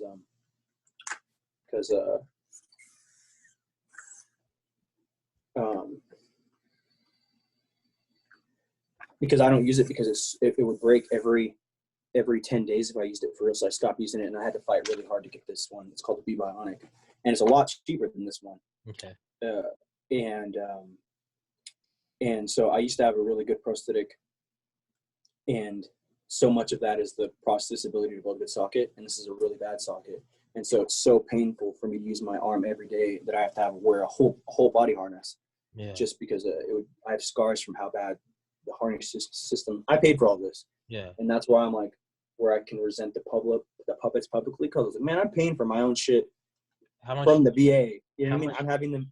How much? Yeah, I spent hundreds of dollars building my harness, you know, and I'm like, that's why I'm like, you know, with where prosthetics are, I was like, because I feel for other amputees, and I didn't know it was so complicated because I was so naive about prosthetics when I first got wounded, and now I understand how much more complicated it is, what it's going to take to drive them forward, and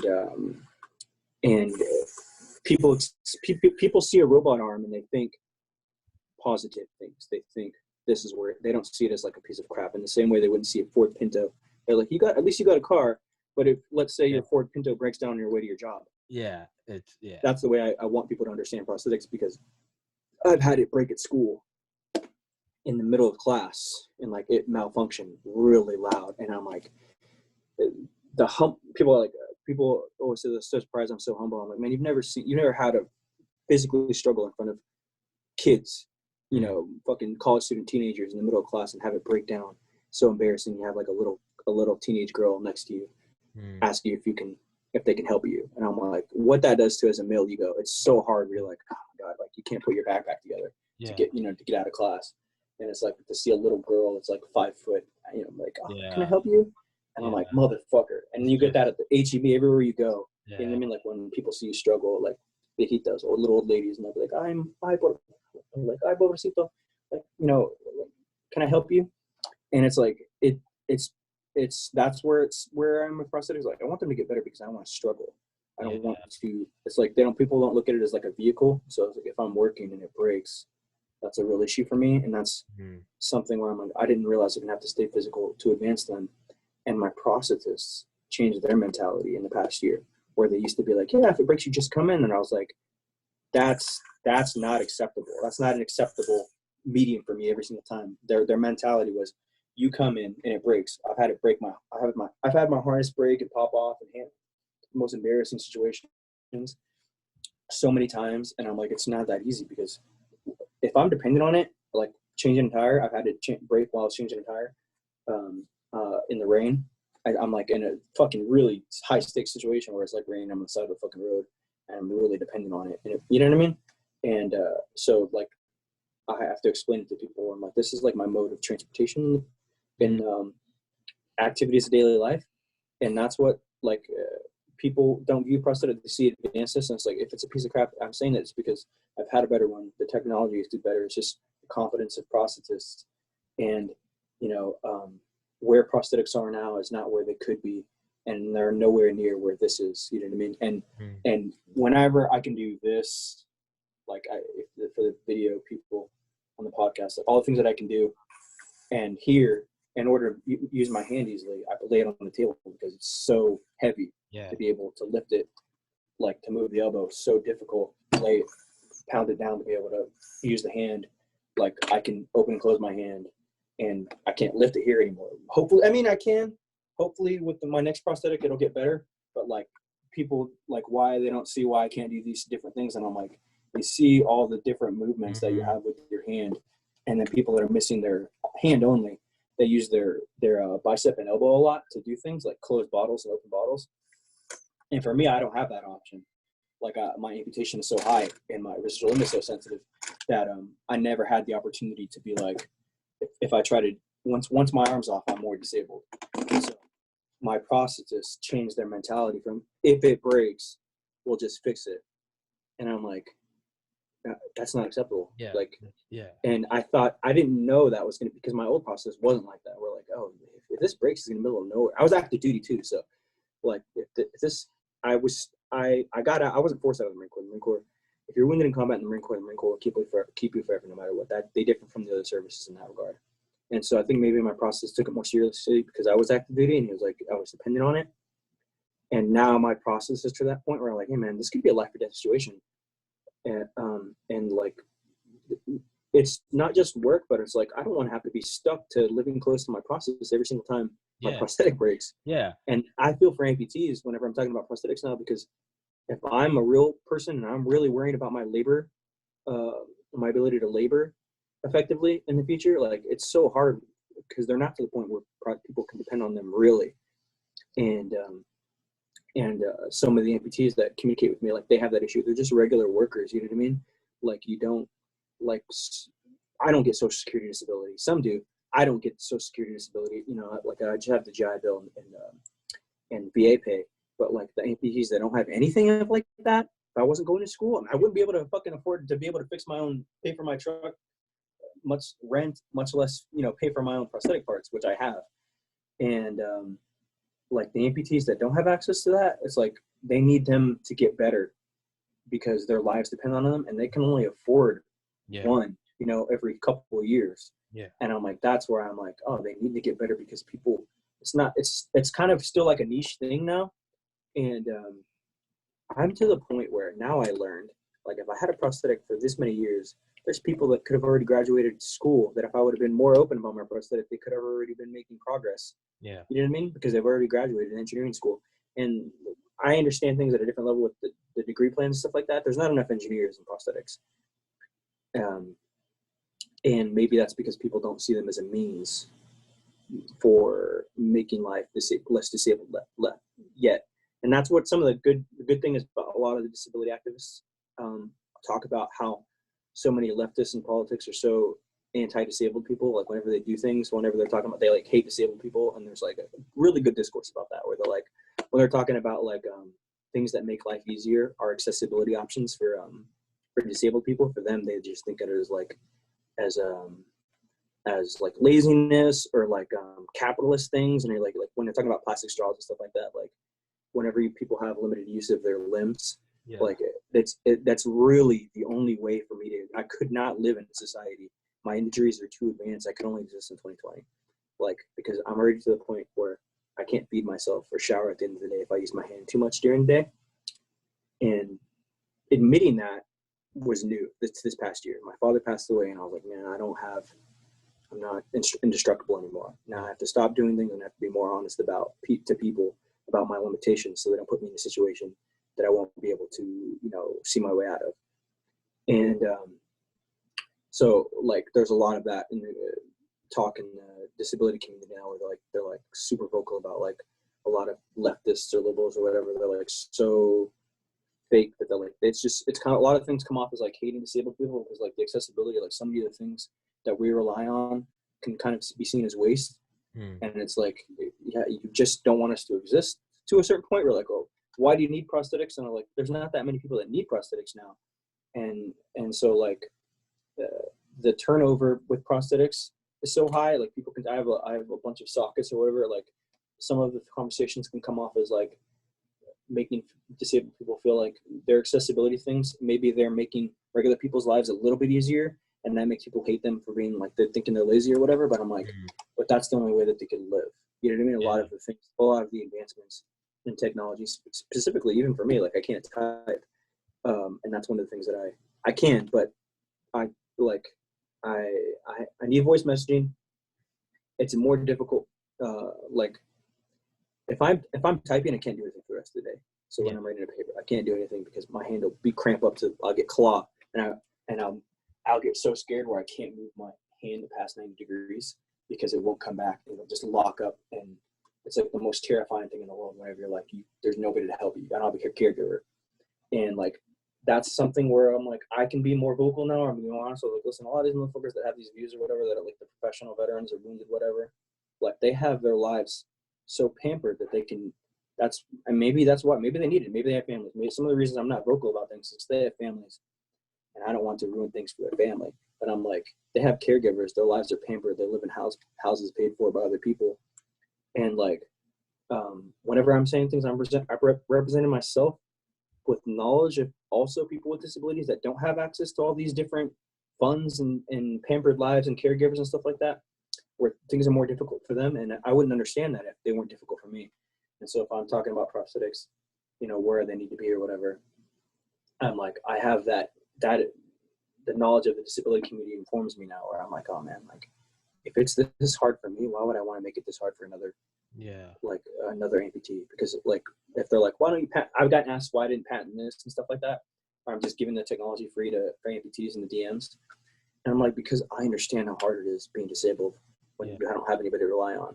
And people don't see those struggles, so they can see it's just like, that's where the I don't see you as disabled comes in. And I'm like, motherfucker, like I can't even bend down to get my fucking shit out of my fridge with this arm on. You know what I mean? Like I tore my hamstring trying to work out with this because it tightened all my hamstring, my back hamstring, trying to figure out a way to work out with this. And all the different times it broke, I was like, I don't want to deal with it. I don't want other people to deal with it.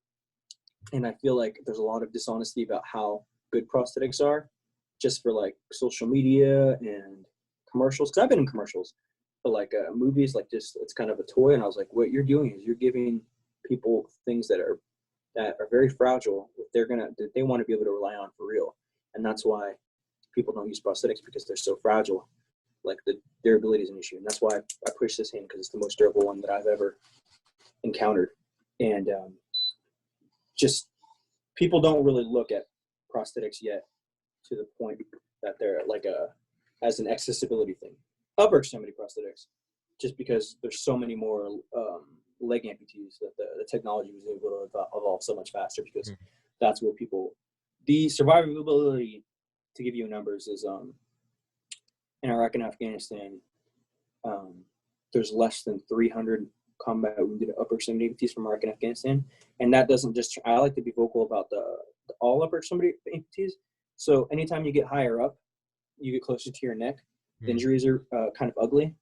So that's why there's less arm amputees, even from stateside, from like motorcycle accidents, because their injuries are so advanced, because it tends to be nerve injuries from neck stuff. I had neck stuff whenever I was first wounded, but from whenever incidents happen, they just don't survive. So that's why there's like 7,000 or something like that, between 3,000 and 7,000 combat wounded leg amputees from Iraq and Afghanistan, because their survivability was so much higher, because tourniquets and quick clot and stuff like that, and the CASVAC was so much faster. And so upper extremity amputees, like whenever you have somebody up here, arteries close to your heart, and the injuries are higher up, and so a lot of people in the military community understand that what I'm talking about, that because they're like, they know firsthand that whenever somebody was wounded with a higher up, the survivability was, a lot lower. And that's part of the reason why prosthetics for upper extremity people aren't as high. It's just there's not that many. Yeah, it's. You said you were was it Helvac? What did you say it was? ASVAC? ASVAC. What is hazard evac? Is that what it means? Hazard? Oh, I'm sorry. I guess I kind of assume everybody knows what that. So I was. I don't. So when I was wounded, I was CASVAC on helo. Part of the reason my injuries are so bad is because they didn't have skin graft technology in Afghanistan when I was wounded, so they couldn't attempt skin grafts on me fast enough for them to take. So later on, the next year they got skin graft technology because of all the injuries, and they were able to save people's limbs better. But I was CASVAC on helo by Brits, and I think my friends from my units, like they know why I don't talk about things like at a certain level or whatever. And now if I'm being more vocal, because it's easier, the pain for them and the pain for me is easier. But like, yeah, I was CASVAC, and whenever I'm talking about things with patriotism and stuff like that, with the lens of like, I'm saying that, as somebody who I don't, not just that, I don't care that I was wounded. I care that a lot of men, the best men that I've ever met, are sad that their voices aren't heard in the very veteran community because they died. And so my squad leader passed away on the helo right next to me whenever I was hit. And that's why, like, sometimes I'll be reluctant to talk about that because, like, people don't understand that I'm talking about somebody else's family. And, like, right next to me. And so they tried to save him. He had collapsed lungs. And it's just collapsed lungs are very, very difficult, multiple amputations, collapsed lungs. They're very difficult to deal with. And they couldn't save him. He passed away on the helo, and that's called a CASVAC. And the Marines call it a CASVAC. They might call it something else in the Army. But we call it a CASVAC. Yeah. I guess I should have talked about that when I was talking about Vietnam story. No. CASVAC is just a helo, or it doesn't necessarily be a helo. It's just any way to evacuate casualties. Yeah, no. That's not your fault. You brought it up, and then I had to go find my charger. That's on me. I'm sorry if I'm not talking a lot. I'm kind of just mesmerized listening to you talk. Normally I never shut the fuck up on this podcast, but with this one I'm finding myself just like, I forget that I'm like, that this is my podcast. I feel like I'm just watching you, and I'm like, I gotta talk. I feel like I have to take advantage of the time that I have now. Yeah. Because for this, at least for this semester, I've been using the past couple of summers to work for nonprofits and stuff like that. But at least this first semester, I won't be driving to school. I'll be at Zoom. So I'm like, oh man, like I have to be more proactive about. It's kind of hard when people. I kind of always used to assume, because I couldn't hide my stuff, that people already kind of would have known my story, so they wouldn't have to ask things.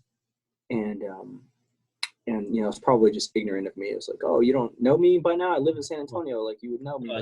I don't know your story, but I haven't asked because like you were just saying about like the CASVAC, like, it's hard to talk about it. What you said about your arm is the worst day in your life. So like, I don't actually know what happened. I've been following you for almost a year.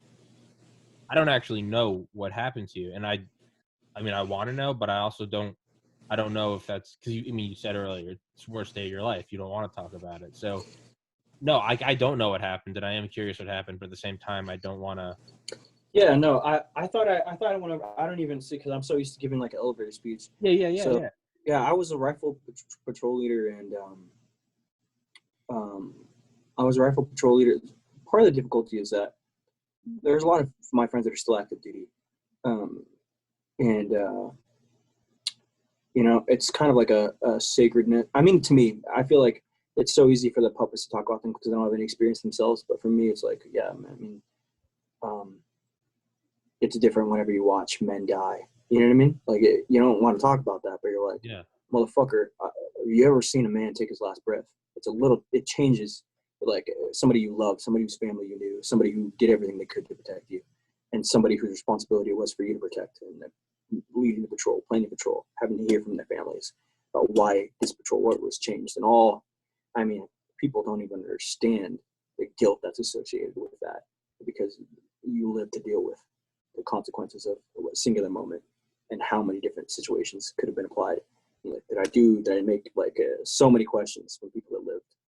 And your own boys, like, they want to understand what happened, and the families for years. It was just, I couldn't, and then the trauma itself. You're like, oh, I didn't remember anything because I was so drugged up, and so I was knocked out. I was drawn into the canal when I was wounded, and I feel like now I'm to the point where I can communicate about it. It used to be every time I would talk about it, I would have nightmares, and then people would be like, oh yeah, like, just in passing, they're mildly curious about my situation, and they're like, oh, you don't understand, you're going to cause me nightmares for the rest of this fucking week. And so, like, but now I'm to the point where I can be proud of it. I think it was my father passing away where I was like, God damn, I never talked to my dad, but because he was a veteran, he was the only one that never asked me anything. He just believed in me, and he supported me no matter what, because he didn't have to, because he was a medic. He was on special forces medic, and he understood me in a way that everybody else kind of hated me and gave up on me for, like, not being able to be regular again. But they didn't understand how much pain I was in, or the guilt of the consequences of people passing away and that's why I'm so happy. There's some people that are really vocal on social media that are from my unit, like captains and gunnies and stuff like that now, where they're talking about things where I'm like, I'm so grateful that they talk about things, emotions openly, because I'm like, because people will see them like, man, these motherfuckers are the most decorated fucking captains and gunnies in the military. They're war heroes, and they're talking about honestly about the guilt of being able to negotiate those things within their own emotions. And I'm like, man, I never thought about that. Like I was never brave enough to be like talk about that so openly, and they are, and that makes me happy because like it makes it easier for people who are struggling with PTSD and stuff like that to be like, oh, this motherfucker's talking about that shit. The people that are really struggling with it, not the people that are, you know, that are doing it professional, but the people that really struggle with it. I think it helps because it helps me whenever I see people that I look up to say that they're weak and they're not hide their emotions, not weak, but just like I now know that I'm like, man, I'm better than all these fucking puppets, and I can be better than them any day of the week. I've overcome more than them. When I say I literally crawled out of a canal of my own blood, I was drowning in a canal of my own blood. All I could see was red, and that's what woke me up, that I wasn't dying. I mean, that I wasn't dreaming. And I'm like I literally crawled out of, you know, just massively. It must have been really traumatic for my boys to see how massively wounded I was. And, you know, fucking led my fire team on, you know, out of the canal and told my squad leader, I didn't realize how wounded I was. So I was just like trying to fucking take control of my team. Like, motherfucker, let's go. And they were like, my saw gunner was so funny. He's like, guy goes, you're fucking, like, your arm is missing and you're like yelling at us. And like, I don't think you're in charge of us anymore. And, you know, I don't have to worry about my boys disagreeing with me or whatever. They love me because it's like, we have things that you don't want to have to make people as unified as we are, because it took a lot of tragedy. And, you know, good men died for us to have that kind of bond. And, you know, it makes me sad, but you shouldn't want to create that, because that's why we have to be vocal, because like, you want to prevent that. And, but like personally, I'm grateful because I wouldn't be so like, I didn't know, I had a grasp of things because my guys talked about it, my saw gunner, and then captains and stuff like that, majors and stuff like that, they talked about what happened. And I didn't understand the grasp that people knew my situation, even because you're just like, you only think about the guilt of not talking about it because you know, somebody's death is on your hands. And that's the case for so many people, because we lost so many Marines. The best Marines that I've ever knew died in combat. So there's no point in seeing like the puppets and their views, because I was like, you guys weren't the leaders in the military while you were in the military. Yeah. Like the good ones die young. That's why they say that. The good ones die young. So it's like I think that the reason that so many veterans are stuck with me, because they have that lens. They're like, you know, they have that lens of like, oh man, they know my story, so they know when I'm talking about things, I'm talking from a pain, patriotism, and you know, they understand like that it's not so easy for me to bullshit, you know what I mean? Because I have the perspective that like I can't say anything, I would never intentionally piss people off or troll people or whatever, because men died for my ability to do that, literally, you know what I mean? Not like, you know, figuratively, motherfuckers, like other people in the military died. I was like, no, I watched good men die. I watched little, you know, it's just different when you have friends that passed away and you watch friends pass away. It's like that gravity is something that it's like you almost resent, that it's so easy for people to lie about things, you know, like how they feel, and propagate cap, you know, like stuff with Kaepernick kneeling and stuff like that. I'm like, oh, fuck patriot. I'm like, you motherfuckers have no idea what it's like to lose a man in combat and what they died for, because I know their families are the most vocal motherfuckers in the world about Kaepernick.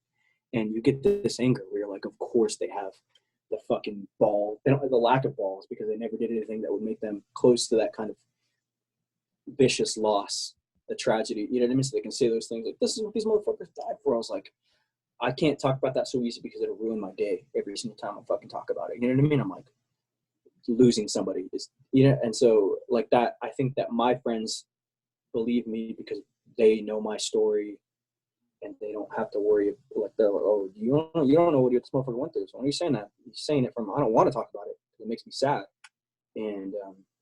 And so, like, that's why I was like, I have a problem with, like, the people that propagate, like, that political merchandise. Who are like, oh, and this is why we stand and kneel. Like, you motherfuckers. Yeah. Of course it's easy for you to talk about that. Yeah. And my boys get that, so they get that same animosity where they're like, these motherfuckers talking about Gold Star families and selling on fucking t-shirts. They have no fucking idea what it's like to. I talk to Gold Star families every single week, if not every day. Like, they talk to me, you know, every other day, and because their boys are still in our lives. There's, you know, we don't forget them. We're the people that will be the reason that they talk to their kids so they knew who their dad was, because they never got to meet their dad, or they were too little to remember and stuff like that. And so it's like, it's not so easy for us to, like, delve into, like, the fucking ugliness of things, because you're like, I have to worry about what the Gold Star families who are on my social media will think of what I'm saying. So, like, I can't even delve into that because I love them. I don't want to hurt them. And but that's why I'm so glad they're so vocal, because I'm like, oh, you'll remember that these Gold Star families were vocal because they understood that's what their son fought for. And so to summarize, I was just was wounded, and I was the rifle team leader. I was the first team leader, and I planted patrol. I was walking through a canal. The Marine. I always say the fire leader concept.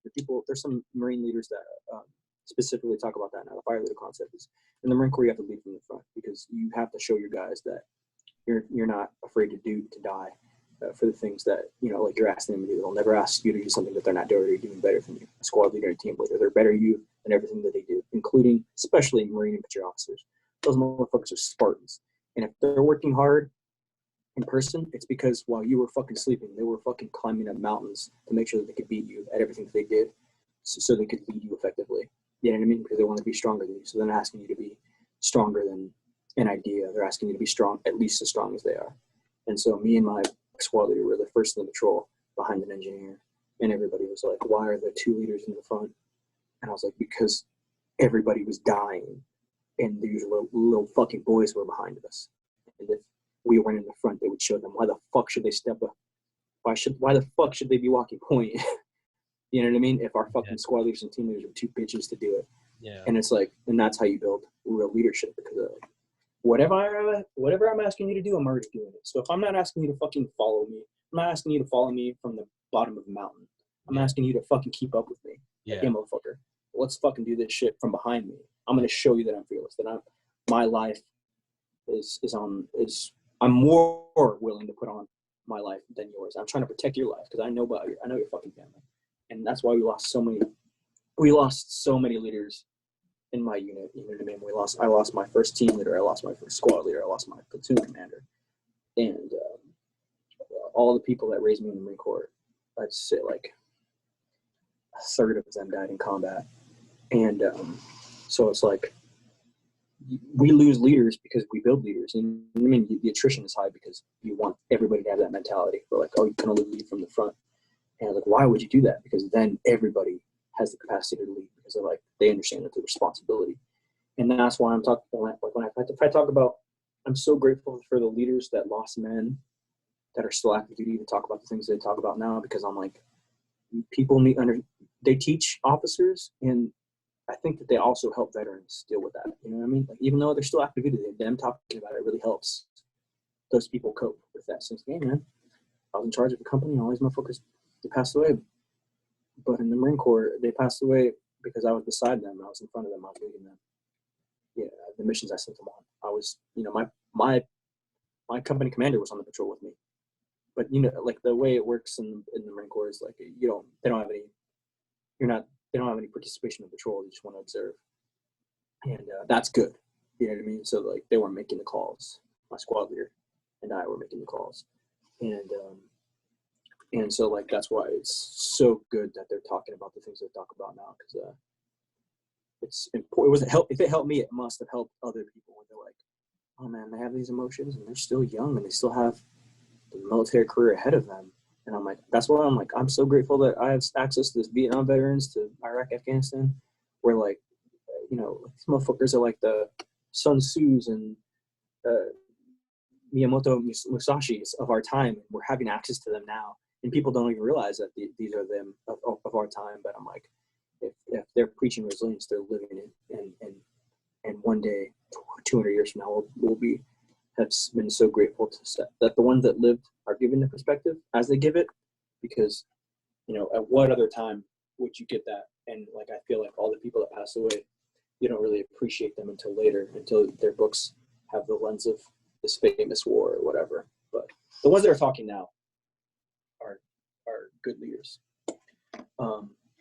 So bro, I have to go. I'm sorry, Zoom just got No, dude, don't apologize. Don't apologize. You gave me an hour and 45. That was dude, I could talk to you forever. I don't want to. Yeah, I feel like I can't. Like, I don't want to say some cheesy like "thank you for your service." So I just, yeah. I appreciate you giving me the opportunity to talk. No, dude, thank you for doing this. Because I understand that, like, now, like, I feel like I could have built a lot of animosity against different communities towards me, but I'm like, if anybody can take it, it's me and my people. So I'm like, I have to, because it's my community. And so I'm like, I feel like now I have to be more grateful for all the people that are patriots and veterans that still support me, because I'm like, because it's easy to kind of like interact with people that you disagree with. And I'm like, I know that my friends in my bubble, we have a lot of disagreements, and that is so the capacity to love one another with people from politically different spectrums is possible.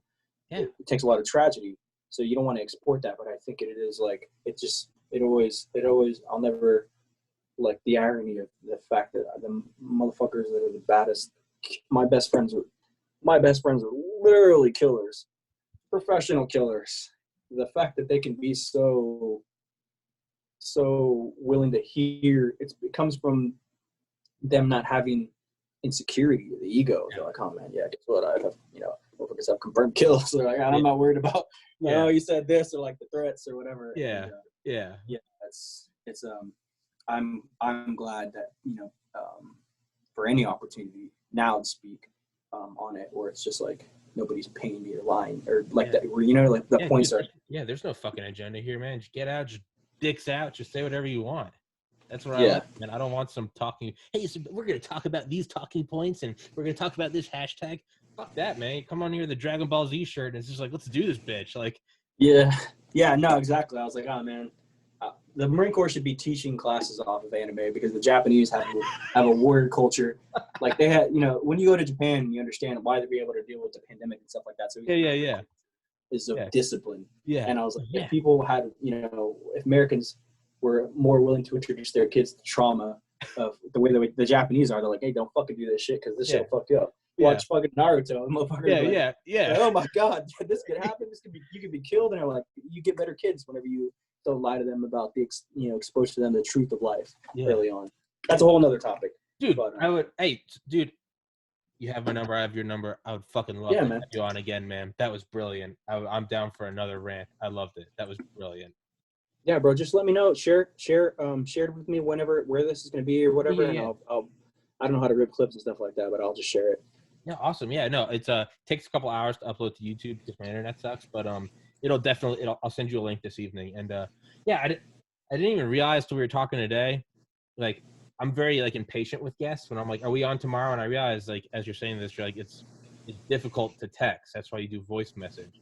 So I apologize for yesterday. I was like, Sebastian, are we on? I didn't even think. I'm like, oh, this motherfucker, it's okay. No, I just started telling my own friends and family that, because nobody knew that except for my little brother. My little brother knows, because like I don't like that. You don't want to give people your weaknesses. Yeah. But it's like, man, I'm not. That culture has to change. You gotta. I was gonna say Mike Durant, the pilot shot down in Black Hawk Down, in his book In the Company of Heroes. I was so surprised because he openly talks about it's not some macho thing. He openly talks. He was in captivity for 13 days. He openly talks about like crying himself to sleep every night. He openly talks about just like always just being so sad and so scared.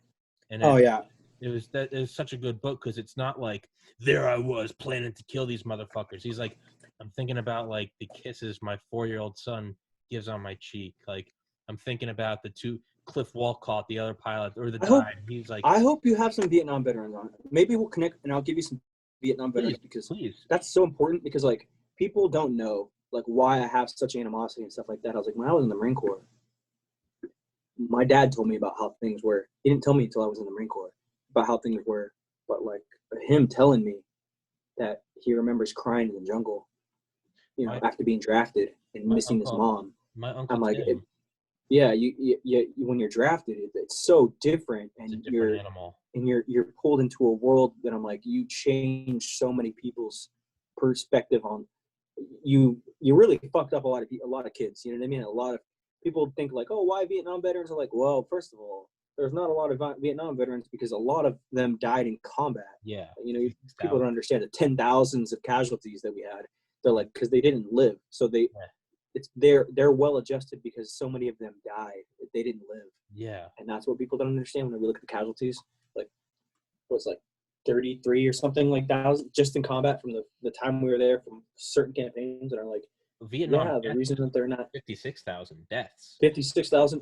So I'm trying to remember the specific campaigns because my dad was drafted late and whatever. But since he was drafted, you know what I mean? Like, Okay. So like the initial before they started drafting people, and like to whatever the parts of the campaigns or whatever. I don't know the numbers exactly, but whenever when they started drafting people and who was going to go to Vietnam versus, because there are people that were already in the military that weren't drafted, that were, you know, they trained everybody. And then the people that were drafted were like a different, they looked down on them a little bit, you know what I mean? Because they were like draftees, and it's like, well, that you should, you know, it's just a different thing. You know what I mean? My uncle Tim passed away in 2013, but he was drafted, and I never even heard these stories directly from him. I heard them indirectly through, you know, people in my family that. I'll connect you with some Vietnam veterans because I think it's important because I'm like I don't even like telling my shit because I'm like, man, I have family. Like if my views are on immigration and stuff like that, where I'm like, I have motherfuckers that were born in Mexico that were drafted. A lot of people don't even know that was possible, but that's just how that's why they don't know, like the way they don't understand how the way the draft works because we have an all volunteer service. I was like, no, I had deals that were drafted, and they were born in Mexico, and I was like, and they fought, you know what I mean? That's like why we have Peraltas and Master Sergeant Benavides. My dad served with Master Sergeant Benavides in the Green Berets, and you see, you have all these really, really cool histories, and I'm like, if people are like, why I do anything to Vietnam veterans, say, well, my dad, like right now, we'll never get this time because, you know, they're passing away. It's hard not to talk about that, in that lens, but they are passing away. Yeah. And so it's just important for the history of our nation for their stories to be out now, because it makes me mad whenever I spend time with POWs and Vietnam veterans and they have political views that are not being represented on social media. I'm like, you motherfuckers are talking like everybody has these different views. I know the baddest motherfuckers in the military, and they're regularly talking about, they have feelings about fucking draft dodgers.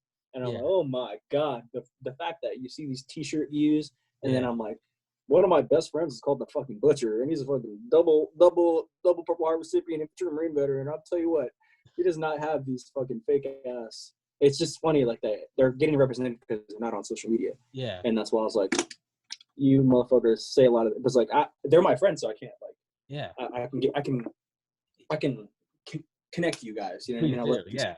Please do. What you're saying about your dad? Yeah, my uncle Tim, he was drafted, and I mean, I think he told my dad stories where he was like, he's like, I'm sitting there in like, you know, like the bed, and they're hanging from like branches because tigers had been eating like their friends, so they started hanging their beds from branches. And he's like, I remember like falling asleep, just like sobbing, because I was like, why the fuck am I in Vietnam?